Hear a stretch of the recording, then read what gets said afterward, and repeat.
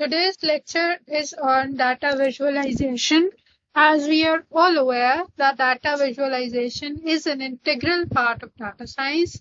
It helps us to see the patterns in raw data. And once we have applied some model, it later helps us to see the results of our algorithm that we have applied. And it helps us to analyze those results and come to some form of a conclusion. Let's briefly look at the history of data visualization.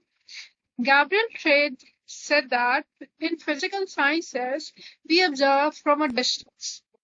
So what we do is we find a collective measure of either people or circumstances or whatever data we have.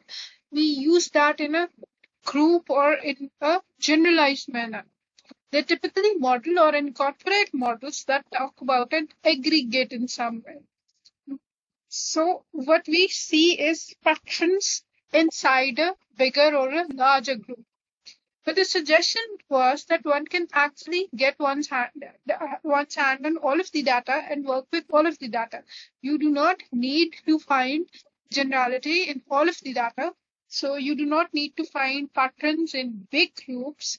Rather, we should find individuality inside that data as well. Okay? So what we're saying is कि बड़े-बड़े groups को study करने की बजाय हम groups के अंदर जो उनके individual patterns है, we should focus on them as well. ठीक है? There was a study that said that a lot of software, facial recognition softwares that worked for white people did not work with same efficiency for black people or colored people.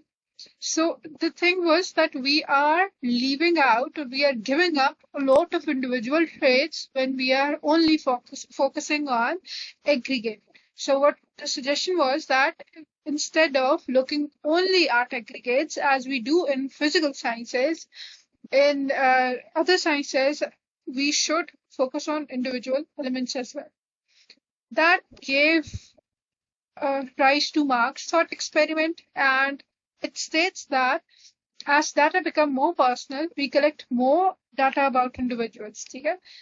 Looking at social media, we see that more and more people are posting their own data, and not only posting their data, we are giving that up willingly. So we can devise tools or methods that look at that data in order to find the relationships between ourselves and our communities, communities and our countries, and countries and the world. So we can analyze what, to a very micro level, what effect we have on, as individual beings, what effect we have on our surroundings. A little recap of the data science process. It begins with asking some form of a question. What is the scientific goal we are trying to achieve?